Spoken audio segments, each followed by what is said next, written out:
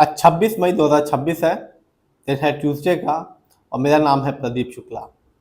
मैं आज बात करने वाला हूँ एनबीसीसी इंडिया के बारे में, क्योंकि इस कंपनी ने अभी ही अपने Q4 के नंबर को डिस्क्लोज किया है, जिसमें कंपनी ने बताया कि कंपनी को सालाना आधार पर 37% का नेट प्रॉफिट हुआ है।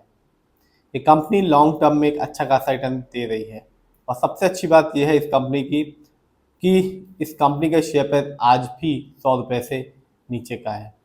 ये वीडियो सिर्फ एजुकेशनल पर्पज है, ना मैं कोई भी स्टॉक खरीदने की सलाह देता हूँ और ना ही बेचने की। ये वीडियो सिर्फ एजुकेशनल पर्पज है, ना मैं कोई भी स्टॉक खरीदने की सलाह देता हूँ और ना ही बेचने की। तो बात आज एनबीसीसी के बारे में करने जा रहा हूँ।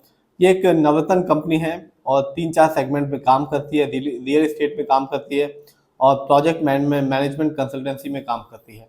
और अभी इस कंपनी ने अपने Q4 के नंबर को डिस्क्लोज किया, जिसमें कंपनी ने बताया कि कंपनी को सालाना आधार पे 37% का नेट प्रॉफिट हुआ है।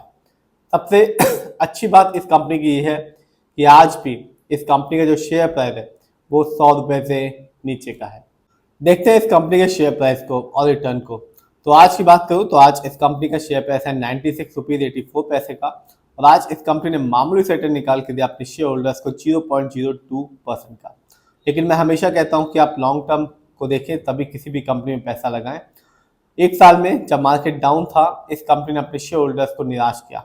इस कंपनी के शेयर में गिरावट रही 13.74% की, यानी आज से ठीक एक साल पहले इस कंपनी का जो शेयर प्राइस मिल रहा था वो था 114 रुपये का, जो आज के दिन 100 रुपये से भी नीचे का है। लेकिन पहले ही मैंने बताया इस कंपनी ने लॉन्ग टर्म में 5 साल में अपने शेयर होल्डर्स को एक अच्छा बेनिफिट दिया है। 5 साल में इस कंपनी ने अपने शेयर होल्डर्स को 200% का रिटर्न निकाल के दिया। यानी आज से ठीक 5 साल पहले इस कंपनी के शेयर प्राइस था 31 रुपीज़ 73 पैसे का, जो आज के दिन है 96 रुपीज़ 84 पैसे। तो जिसने भी 5 साल पहले एनबीसीसी को चुना, एक अच्छा खासा अमाउंट लगाया, शेयर की अच्छी खासी क्वांटिटी खरीदी, उसे इस कंपनी ने 5 साल के बाद एक अच्छा खासा बेनिफिट दिया। सबसे इंपॉर्टेंट चीज़ होती है होल्ड करना। यदि आप 5 साल 10 साल किसी कंपनी में पैसा लगाते हैं, अच्छी कंपनी होती है, तो वो लॉन्ग टर्म में कभी भी निराश नहीं करती। देखते हैं इस कंपनी के स्टॉक के परफॉर्मेंस को। तो एक साल में इस कंपनी का जो हाईएस्ट शेयर प्राइस गया वो था 130 रुपये 70 पैसे का, जबकि एक साल में इस कंपनी का लोएस्ट शेयर प्राइस आया 77 रुपीज़ 18 पैसे का।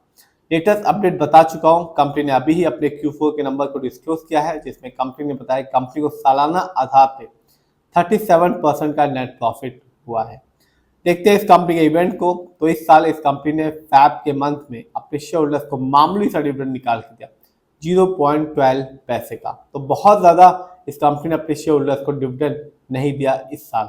देखते हैं इस कंपनी के फंडामेंटल्स को। तो जो कंपनी का मार्केट कैप है वो है 26,131 करोड़ का। ये कंपनी लार्ज कैप की है क्योंकि मार्केट कैप 20,000 करोड़ के ऊपर का। पीबी रेशो 9.58 है। शेयर मार्केट में एक अच्छा पीबी रेशो कहलाता है 1 या तो बिलो 3।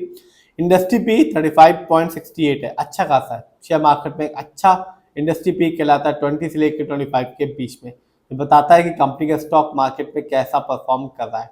क्या वो बहुत महंगा तो नहीं हो गया, क्या वो बहुत ज़्यादा सस्ता तो नहीं है शेयर मार्केट में। डेब्ट टू इक्विटी नहीं है, यानी कि इस कंपनी पर किसी भी तरह का कोई लोन का नहीं है। आरओई 25.10%, शेयर मार्केट में एक अच्छा आरओई कहलाता है 15% से लेकर 20% के बीच में। और इस कंपनी का आरओई बहुत ही अच्छा है। ये बताता है कि कंपनी कैसे शेयर होल्डर्स के पैसे को इस्तेमाल कर रही है। यदि सही से करती है तो कंपनी का आरओई बढ़ा हुआ होता है और आगे चल के फ्यूचर में एक रिटेलर को जिसने इस कंपनी में पैसा लगाया उसे अच्छा खासा रिटर्न देखने को मिलता है। यदि कंपनी का आरओई कम होता है, नेगेटिव होता है, तो साफ बताता है कि कंपनी शेयर होल्डर्स के पैसे को सही से इस्तेमाल नहीं कर पा रही, जिससे रिटर्न पाने की जो पॉसिबिलिटीज होती है लॉन्ग टर्म में वो कम हो जाती है। ईपीएस 2.49 है। शेयर मार्केट में एक अच्छा ईपीएस कहलाता है 80 और से ज़्यादा का। ये बताता है कंपनी ने लास्ट 12 महीने में कितना कमाया। डिविडेंड यील्ड है 0.71%। शेयर मार्केट में एक अच्छा डिविडेंड यील्ड कहलाता है 2% से लेकर 6% के बीच में, और हाई डिविडेंड यील्ड हमेशा अच्छा माना जाता है। बुक वैल्यू इस कंपनी का है 9.89 और फेस वैल्यू है 1। अभी ही एनबीसीसी ने अपने फाइनेंशियल्स को डिस्क्लोज किया है और Q4 के नंबर को बताया है।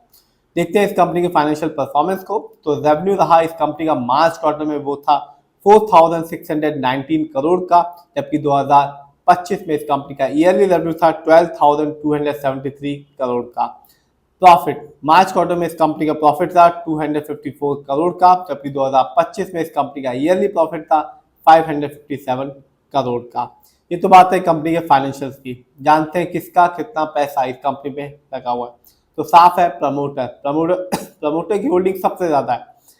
प्रमोटर का पैसा लगा हुआ है 61.75% का, जबकि रिटेलर्स यानी कि हम लोग का पैसा इस कंपनी में लगा हुआ है 22.51% का। म्यूचुअल फंड जिनका पैसा इस कंपनी में लगा हुआ है 5.84% का। FII जिनका पैसा इस कंपनी में लगा हुआ है 4.99% का। DI जिनका पैसा इस कंपनी में लगा हुआ है 4.91% का। तो सबसे अच्छी बात इस कंपनी की यानी कि NBCC की ये है कि शेयर प्राइस 100 रुपए से नीचे का है, लॉन्ग टर्म में एक अच्छा खासा रिटर्न भी दे रही है, और साथ साथ बता दूं कि कंपनी नए नए जो ऑर्डर्स होते हैं वो भी ले रही है। और अभी इस कंपनी ने अपने Q4 के नंबर को डिस्क्लोज किया है, जिसमें कंपनी ने बताया कंपनी को सालाना आधार पर 37% का नेट प्रॉफिट हुआ है। फिर भी आप जिस पे पैसा लगाएं खुद रिसर्च करें, एनालाइज करें, अपने फाइनेंशियल एडवाइजर की राय लें, तभी अपने पैसे को शेयर मार्केट में लगाएं।